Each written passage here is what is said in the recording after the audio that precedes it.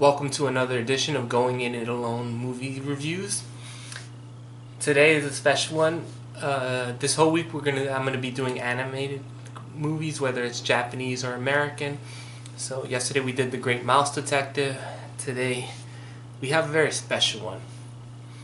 I'm pretty sure you saw the title, so you know what it is.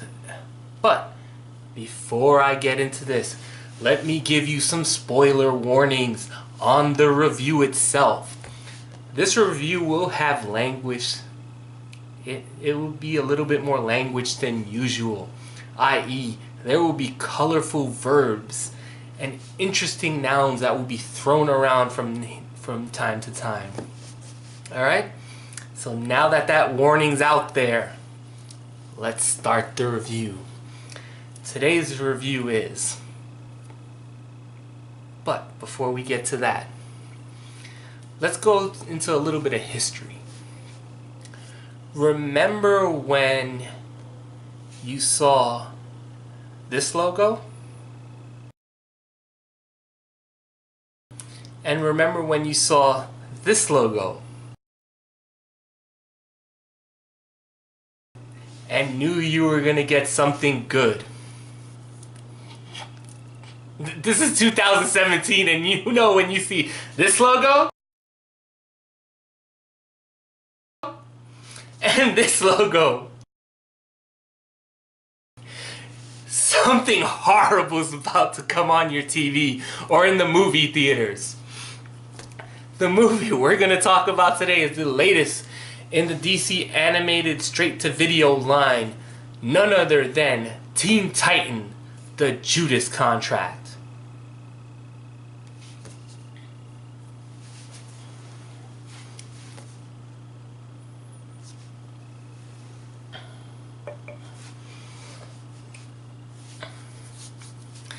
This poorly written 100-minute movie is brought to you by a friggin' idiot with a storyline that makes no sense, characters that are super undeveloped, and a total lack for what visuals are. Alright, just to give us some backstory before we go into this. This is the follow-up to the last DC movie called Teen Titans vs. Justice League, where they did something incredible. For the first time since they rebooted the Batman straight-to-DVD series to represent the new 52, we actually got a good movie. Shocking, isn't it? So in that movie, basically we had the Titans come to this new version of the Titans, which includes Damian, Nightwing, Starfire, Blue Beetle, Beast Boy. This is where you see how they get together and become a team. And once again, this movie did something amazing. They made Damian likable. I'll go back and do the reviews for those movies later on. But let's continue. So after you've built up some chemistry with these characters, and you saw them actually become a team, what did we get with this movie? None of that, and a total lack of chemistry between all our characters. Matter of fact, any character building that was done in the last movie was completely thrown away in this one. The story of this movie is the story of Brother Blood hiring Slade, i.e. Destro, to quite simply capture the Titans, because he has a machine that he can extract blood from people to help him live forever. It's like the Lazarus Pit, but less mystical, and it's not really explained how the blood makes him live forever. That's it. That's the story of the movie. These characters in this movie are written so stupidly that let's just go through the characters. That way we can a little mini examination of what not to do, screenwriters, or for those of you who want to be screenwriters in the future. Let's take one of our main characters and biggest dumbass in the fucking 52 universe, Robin. I don't know what happened to Robin in the 52. I don't read your comics and I don't care. All I know is in these series of movies that DC's have been producing since the Son of Batman, he's a completely horny, stupid, and he can't fight for anything superhero. I don't remember him winning one battle in this movie. Actually, he didn't win any battle in this movie. I don't think he's won anything in the 52 cartoons. He's completely obsessed with sleeping with any woman who would allow him to get in their pants, and why would they? He's such a friggin' loser. And he just makes the most idiotic choices time and time again. He should not be leading a marching band, let alone leading a group of superheroes. There is a fight scene in this movie that is unapologetically probably the funniest thing I've seen in years, where Robin has to fight Deathstroke in Robin's apartment. During this fight scene, Deathstroke has a line where he's like, "Oh, you're completely overrated." I was like, why would he be overrated? Why would anyone rate him at all? He never wins in these movies. He always gets his ass handed to him, and somehow he's a superhero. Somehow he's still alive. I don't get that at all.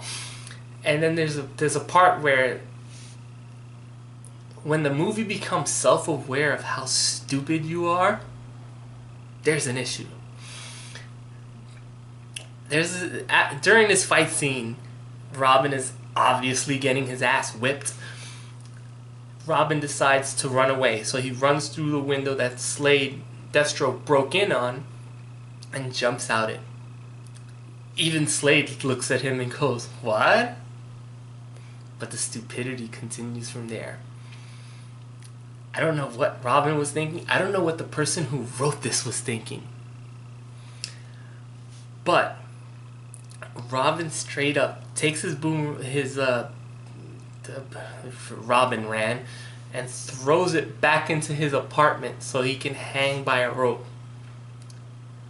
From a rope that's in his apartment that Deathstroke is in, whose main weapon is a sword. Thank God the movie didn't get too stupid. Deathstroke actually cut the fucking line.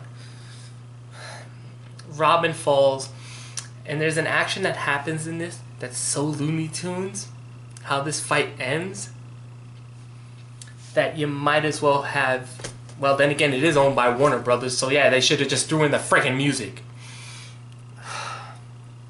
Damien in this movie, whatever character development he got in the last one, completely goes away, other than the fact that a couple of times he says the word family. I'll get to that word a little bit later on in the review. Character development's completely thrown out the window with him. In fact, he's not even in most of the movie. No spoilers, so I won't say why. Tara in this movie, who is our new Titan, she's an interesting character in that she fights a lot with Beast Boy, and they do flashbacks of her childhood to try to make you feel soft for her or try to make you feel something for her. Unfortunately, her character is never developed upon, so you don't really care, and she just comes off as a bitch.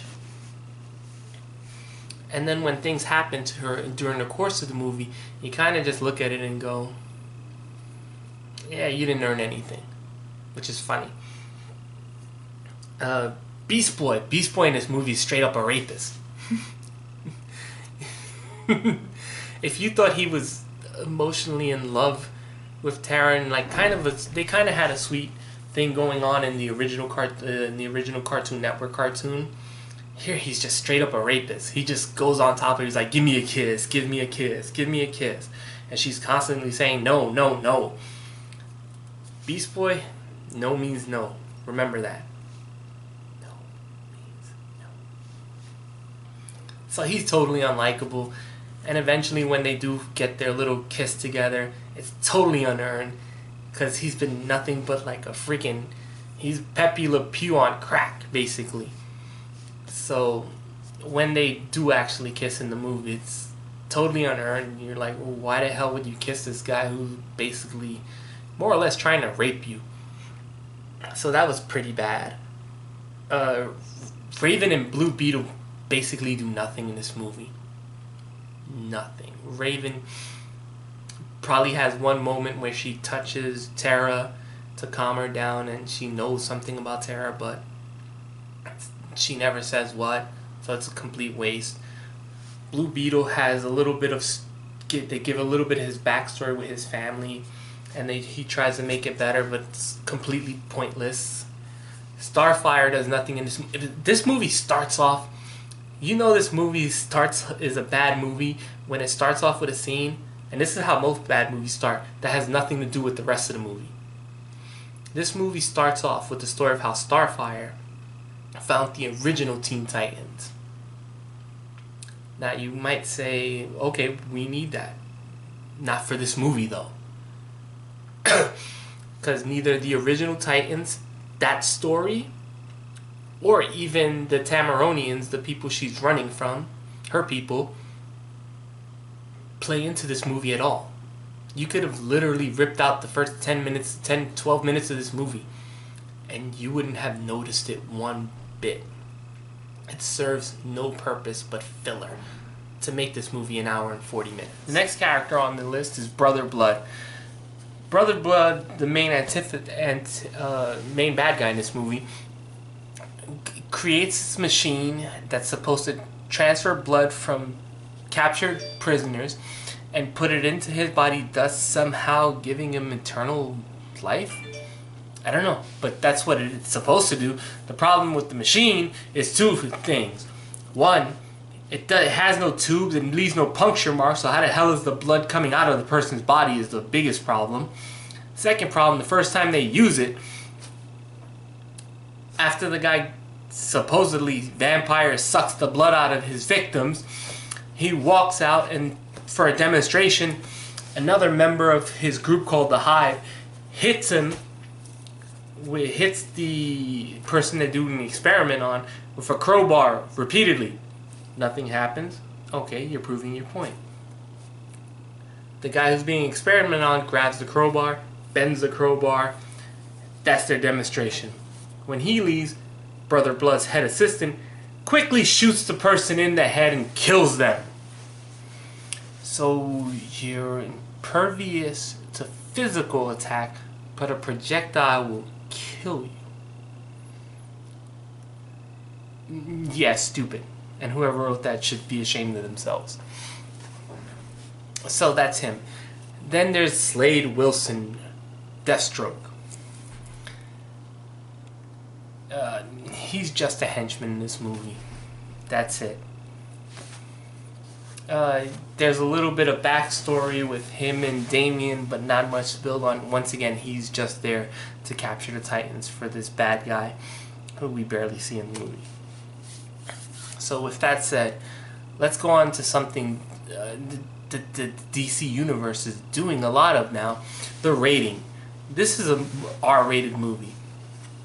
Now, as you know, including with the live-action DC movies and with The Killing Joke, with Justice League Dark, this movie is also rated R.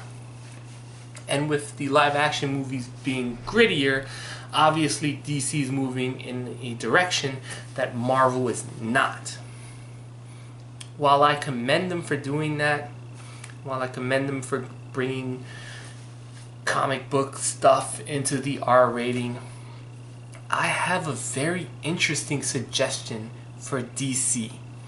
How about they take the DC Universe and put it into the direction of making a fucking good movie? God damn it. This movie's terrible. Listen, when this movie finally ends, after pointless characters, stupid characters, hollow characters, and a plot that makes no sense unless you were absolutely drug-fueled and drunk, this is a terrible movie. And let me not... And I'm saving the creme de creme. I'm saving the best argument for last. There is a very, very uncomfortable, how do I put this, relationship between a probably late 40s 50-year-old character and a 16-year-old. Let's see. We had Batman shoot people. We had Superman kill people, kill thousands of people. And now we're gonna have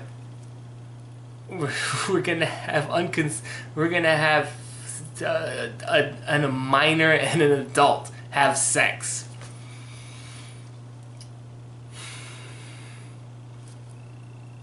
DC, you are truly taking us where no one wants to go. This movie's fucking awful, in all honesty. I give this movie a 1. There is nothing redeeming about it. There's not even a fun action scene. The end fight scene is just like, it's a bunch of characters I don't care about fighting each other. The fight scenes with Robin are ridiculous, and he shows he's so stupid to continue the rest of the 52 universe, I guess, or at least the straight to DVD ones. I wouldn't recommend this at all.